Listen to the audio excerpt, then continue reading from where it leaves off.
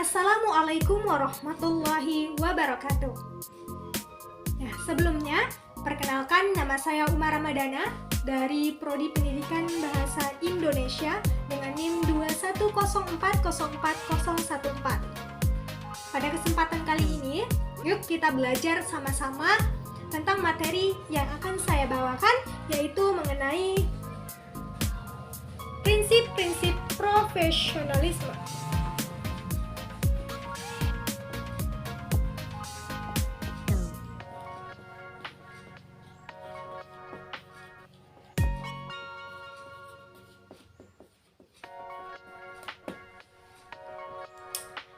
Nah, prinsip-prinsip profesionalisme. Sebelum kita membahas tentang prinsip-prinsip profesionalisme, pada materi sebelumnya kita sudah membahas tentang hakikat profesionalisme. Apa sih itu profesi? Gitu. Profesi atau profesionalisme yang sering kita dengar, profesi, profesionalisme. Apa sih sebenarnya gitu kan? Masa kita nggak tahu artinya gitu. Profesi adalah suatu jabatan atau dikatakan sebagai pekerjaan di mana di dalamnya memenuhi persyaratan, yaitu kita harus memiliki pendidikan.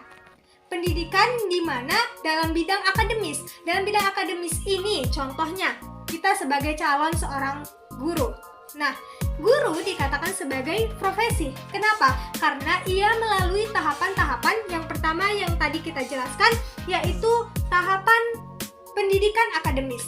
Pendidikan akademis ini menjadi persyaratan untuk dikatakan sebagai seorang profesi. S1 kependidikan, kemudian ada S1 misalnya PGSD. Nah, itu dikatakan sebagai profesi gitu. Nah, bagaimana dengan penjahit? Itu yang menjadi pertanyaan. Apakah penjahit itu merupakan profesi? Itu yang menjadi tanda tanya. Nah, penjahit itu bukan profesi. Karena apa? Di sini dikatakan bahwa profesionalisme tadi harus memenuhi persyaratan pendidikan akademis. Nah, sedangkan penjahit tidak dikatakan sebagai profesi. Oke. Nah, selanjutnya setelah kita mengetahui hakikat profesi, kita harus tahu prinsip-prinsip profesionalisme. Nah, kenapa sih harus perlu prinsip dalam kehidupan? Kalian tahu kompas?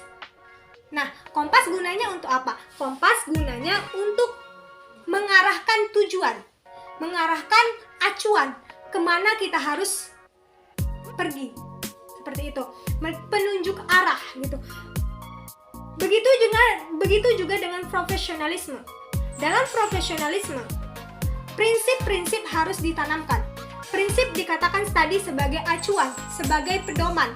Di mana di dalam prinsip ini tadi, misalnya kita dalam kehidupan sajalah, tanpa adanya acuan, tanpa adanya arah, maka tidak akan berjalan itu kehidupan dengan baik.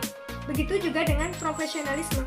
Kita harus dalam bekerja, kita harus punya tujuan, kita harus punya arah, kita harus punya target dan acuan. Sehingga ketika dalam mengerjakan suatu pekerjaan itu mendapatkan hasil yang baik karena melalui acuan yang baik pula, seperti itu. Nah, apa saja sih prinsip-prinsip profesionalisme ini? Sumardi menjelaskan bahwa prinsip-prinsip profesionalisme itu terbagi menjadi 5. Yang pertama yaitu prinsip profesionalisme di sini adalah yang dikatakan Sumardi tadi. Yang pertama yaitu afiliasi komunitas.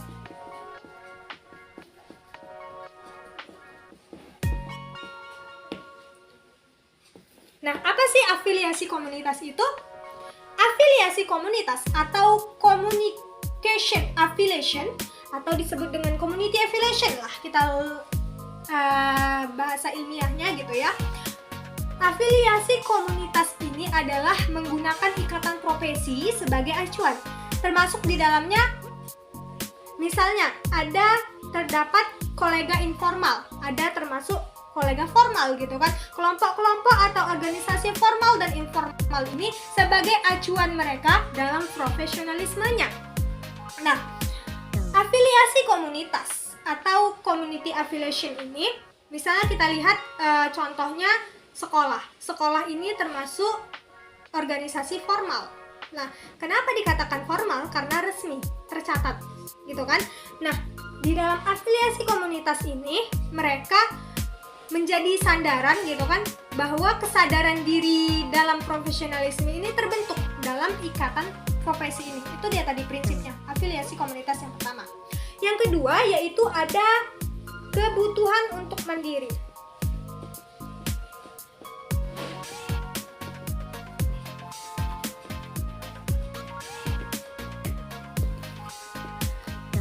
Nah, Sumarti juga menjelaskan bahwa kebutuhan untuk mandiri atau disebut dengan autonomy demand.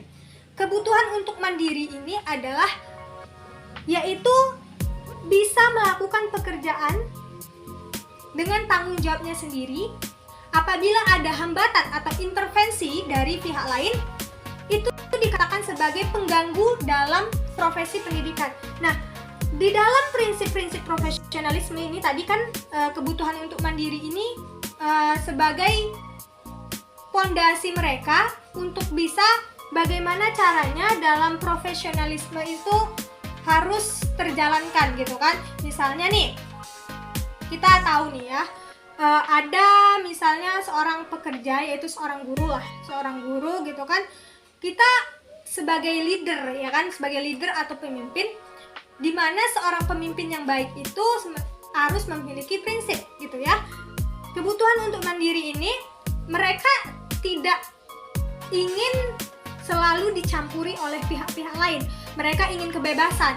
Nah, dengan kebebasan itu, di sini maksudnya kebebasan bukan kebebasan yang suka-suka hati aja, gitu kan. Berarti kebebasan di mana seseorang pengajar itu harus mampu bertanggung jawab, sehingga dengan kebebasannya ini menghasilkan sebuah pekerjaan yang menghasilkan yang lebih baik. Di mana kebutuhan untuk mandiri ini menurut saya sangat diperlukan. Karena apa? Karena kebutuhan untuk mandiri ini misalnya dalam pekerjaan itu sangatlah penting ya, karena siapa sih yang tidak ingin kebebasan dalam mengajar misalnya kan, pasti, tapi kebebasannya ini tetap sesuai dengan etika, sesuai dengan prinsip-prinsip yang ada, seperti itu. Nah, yang ketiga ada yang namanya yaitu keyakinan terhadap aturan sendiri.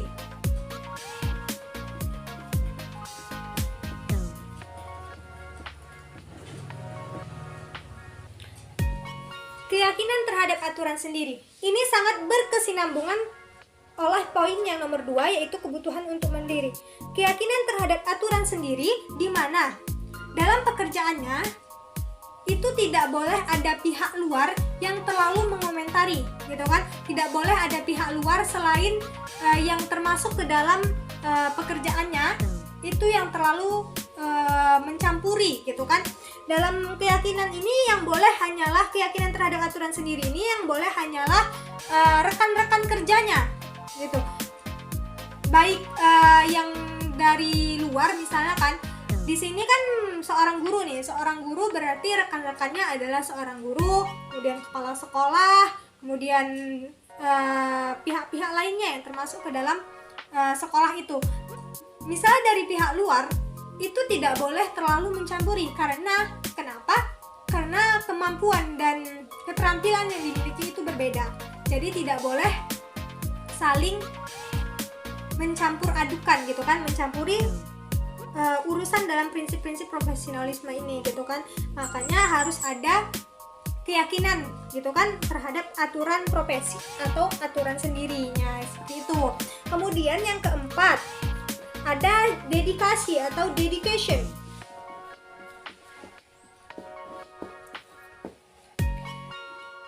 Dedikasi ini adalah apa sih yang kamu berikan gitu terhadap profesimu, gitu kan. Pasti orang di dunia sekarang, gitu kan, sebagai seorang guru, gitu kan, memang memiliki dedikasi yang tinggi menurut saya ya. Karena kenapa? Guru itu sebagai orang yang di masa sekarang gitu ya kan, kita lihat bahwa gajinya yang tidak terlalu besar gitu kan, tapi kerjanya yang begitu keras. Nah, seperti itu. Maka perlu adanya dedikasi gitu kan, atau dedication dalam pekerjaannya itu. Bukan soal materi gitu kan, bukan soal jabatan, tapi mereka bagaimana totalitas dalam menekuni suatu pekerjaannya itu yang dinamakan dedikasi. Seorang guru menurut saya memang sangat-sangat berdedikasi terhadap untuk negeri ini gitu, dimana dia tidak memikirkan berapa gajinya, tidak memikirkan apa yang diberikan profesi kepadanya, tetapi bagaimana ia totalitas dalam menekuni pekerjaannya. Nah, selanjutnya yang terakhir ada kewajiban sosial.